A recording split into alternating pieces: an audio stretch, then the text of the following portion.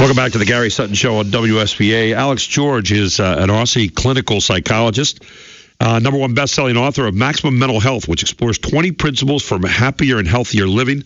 Mental Health Month, by the way, is coming up in May. And, you know, one of the things we wanted to talk about this morning, and it's in the news, is the mental health, for example, of this Andreas Lubitz, who is the co-pilot who apparently flew the plane in, 2 weeks ago now, into the Alps, killing all on board.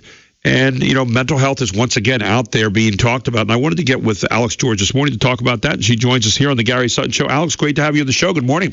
Good morning. And great to have you on, Mr. George. Listen, you look at all that's been talked about with the mental health here in the last 2 weeks since this accident went down. You know, it's all out there, and people are saying, oh, my gosh, how do we check this? We find out Lufthansa, for example, knew about this ahead of time, knew about some of these problems, and yet either did nothing or looked the other way. So mental health is back out there front and center, isn't it? Very much so, very much so. When you hear a lot of the conversation right now, what strikes you as you've heard about this particular pilot? And then we want to branch out to some other things, too, that affect all of us. But, you know, we worry. We hear it in our gun control debates. We hear it now in people flying planes. Wherever somebody can affect a multitude of folks, you know, we certainly want to make sure that we're doing the very best we can for mental health. So what kind of hits you as you hear all these different conversations? I guess the thing is, obviously, people want to feel safe. And, you know, when you have a flight full of people and you're at such a risk, you know, with there's just one person in control of your life, it's such a scary thing. And obviously one of the big questions becomes, you know, suicidality, you know. And the problem with this whole incident is usually you can tell when someone's really suicidal. And also a highly suicidal person most of the time is doing the exact opposite. The main reason a suicidal person often doesn't commit suicide is because they will affect others. And so this is such a bizarre case. This is one of those really rare cases where it's actually the opposite of that, where this person, something happened in their mind where he's gone, I'm just going to fly this plane into this mountain, and I'm just going to take everyone with me. And it's very hard to comprehend. And I mean, there were checks in place that they should have known. Apparently, I heard that, you know, he had burnt out of the course. There were questions about him beforehand, right? But somehow they didn't follow this. They didn't follow this procedure, which is very odd because usually in the airline industry they're very, very strict. But it's a very odd case because it's a very extreme case, I should say, because usually when someone's highly suicidal, in most cases they don't want to take other people with them. Right. It's a very individual thing, and what I said, I've heard different people say with regard to this that suicide is a very selfish act by its nature. And obviously, if you take 149 other people with you, obviously the levels of selfishness here, if you believe that, go up astronomically, don't they? Well, absolutely, yes. I couldn't argue against that point. When you look at this, what are some of the telltale signs? If you have someone who is having and again, we don't know exactly. I've heard different people say, well, you got psychosis and then you've got depression, and they're two different things. Can you explain a little bit the difference between the two for us? Absolutely. Psychosis is actually a shifting of reality. So someone who's psychotic is actually having hallucinations or delusions. Hallucinations being either visual, so they're actually seeing things that aren't actually there, or more often is the case is auditory, where they're actually hearing things that aren't actually there. So psychosis can be part of depression, at a very severe kind of depression. It can be part of other mental disorders as well. Obviously, schizophrenia is the main one where that is apparent. In terms of we're looking at someone who could be suicidal, it's usually about them kind of regressing or moving away from their normal activities, not smiling as much, not connecting with people as much, becoming more and more reserved and to themselves, and it starts off very mildly. It's like, friends will say, you want to do something, no, it's not for me. But then it starts to build. They're not answering their phone calls. They're sort of becoming more and more isolated. And when someone's becoming very isolated, that's usually the first sign and the biggest sign that something needs to be done here. We need to go talk to this person. We need to kind of dig a little bit here and sort of see where is their mental health actually at. We're talking with Alex George Srivanosky, who's an Aussie clinical psychologist. You have a great website, by the way, fulfillinghappiness.com. And I know you do a lot of speaking out there as well, but you talk about a lot of different kinds of things. And I wanted to ask you about some of the things there that I just saw on your website that I thought were really interesting this morning. And one of them that you had on there that I thought was just absolutely fascinating is you were revealing President Obama's confidence secret.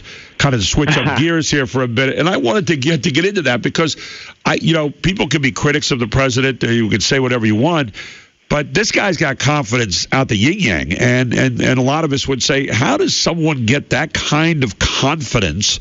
And obviously, we don't know what makes him tick exactly, but maybe you can give us some hints there as to what you've seen so far.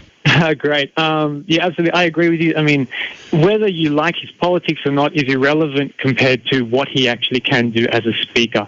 And he's a very, very good speaker. And I think the key to his confidence, a lot of it has to do with physiology. It's actually the sort of foundation of confidence, because when you stand tall, when you breathe deep, when you have your head up, right, it allows you to project your voice. And it actually, from an evolutionary perspective, you're kind of exposing your vital organs. It's actually a sign of confidence. It's the exact opposite of cowering, where you're covering all your vital organs. And so when we look at Obama, the thing that I remember the most about his confidence was he put himself in that very confident position.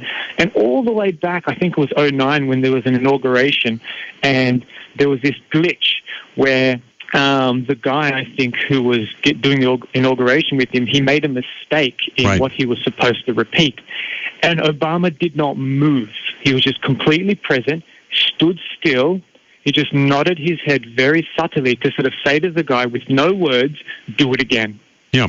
And it's about that. When you have that physiology there, you're also pacing it. So you're saying to yourself, okay, I'm going to move at my pace, and this other person will follow me, because emotions are contagious, right? Whoever has the strongest emotion is always leading an interaction. And so by his physiology and by his strength in his posture, he was saying, okay, I'm in charge. Even though you made a mistake, I'm not going to panic. I'm just going to briefly nod my head. You're going to do it again. Everything's going to go smoothly. So in order to kind of, and you talk about it here, about becoming an influential, charismatic, confident communicator, you have to show that physically, too. I've often said to people, when you don't know what the heck's going on, walk into a room and act like you do, and that conquers at least part of the fear that you have, that you control the room. And he does have that ability to control a room for the most part, and he has it's almost sometimes a defiant look, where he puts that chin up and out, and as you said, he gazes out over, and he almost is in a tunnel. You almost get the impression that he's in a tunnel and he's looking kind of straight ahead, don't you? Absolutely. It's basically saying, okay, I'm speaking, you're going to listen. And I think that's the mentality you got to have. And it doesn't have to be an arrogant thing. It's actually quite just a confident thing. I'm going to speak, you're going to listen, we're both going to benefit from this interaction. I wonder how you get to the point there where you find the happy medium, because there's a lot of us in our country that think it's a very arrogant kind of thing. And when we see speakers do that, be it President Obama or anybody, we see it as a very arrogant. I'm speaking to you, not with you. And we want our leaders as representatives of us to speak with us sometimes, not so much to us all the time. Yeah, I think Bill Clinton was famous for making people feel like they were the only person in the room. Well said, yeah. I saw him. I actually got behind. I was at the Staples Arena back in 2000 when they had the Democratic National Convention, and it was Bill Clinton's final time addressing the Democratic National Convention, and I watched him go out. And the Secret Service let me get up behind, up in the balcony, to see him, and I watched him use the teleprompter, and I watched him address people, and I watched the people's eyes and the people down there, and it was incredible to see the control he had, but he had a very affable, friendly kind of way of talking with people. Again, whether you like his politics, you don't like his politics. And then I saw him in a room a few years later when he was not president at a golf tournament, the President's Cup over in Virginia. And he was there with President George H.W. Bush. And he was in a room, and I was literally back to back with him in the room. And I turned around and realized he was there.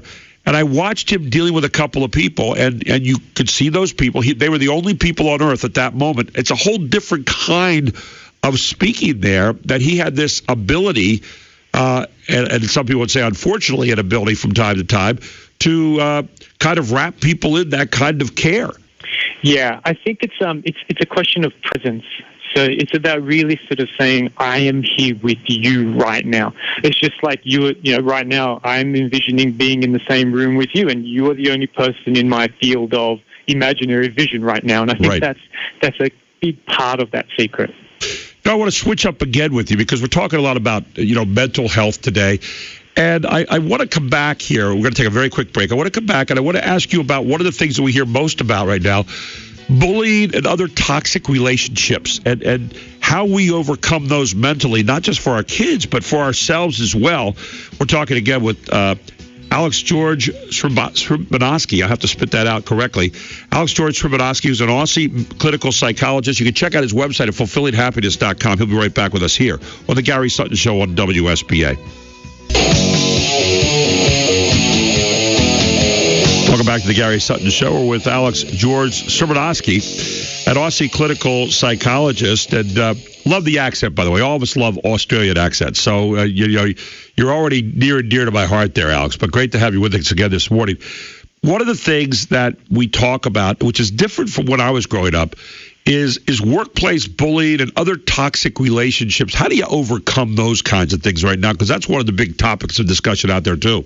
Yeah, look, I approach this often in a very unusual way. And the reason is, let's be honest, in most of work situations, if you try and report the bully, especially if the bully's your boss, you're not going to get anywhere. You're not going to get anywhere. So you have to charm the bully. So I kind of take a very different approach. And so I kind of came up with a little strategy, and I taught a lot of people this, and they love it. And I love teaching people this strategy. It's basically being agreeable without agreeing. Uh-huh. And so the way it works is I come up with a system. It's called EAS, where E is for empathize, A is for ask for specific proof, and then S is to solve the problem, even if there is no proof. So I'm going to give you an example. So let's say you got a boss, and he's always accusing you, and he says you're always late. Okay. And so you respond by saying E, which is we empathize. You say, well, look, it is important that we all do our fair share and set a good example. So there's your empathizing. I understand what you're saying. So in other words, I agree with you. Yeah, that's an important principle. Okay. Yeah, you're agreeing with the intention, but not what he's necessarily said. Okay. Right? And then you say, look, I was 19 minutes late today, but I also worked 35 minutes longer than usual yesterday. However, it is important to be on time. Right? So there's that empathy again. Then you go to the A part, where you say, do you have any other specific examples of me being late? Right? Now, let's say the bully says, yes, but I don't have the exact dates on me, which in other words, you're saying he doesn't. He doesn't have it, right? Yeah. So you say, okay, well, I can't recall any. I'll have to check my diary as well. But if you come across them, please bring them to my attention, right? So once again, we're being agreeable without agreeing. I haven't agreed to do anything, right? Right. And then the S is the solution, where you say, well, either way, it is important to get in on time, and that's always what I'm aiming to do. Right? So there's the active solution. So even though I haven't even done it, or I may have done it that one time, but I don't usually do it, I'm aiming to solve the problem even if I didn't cause it.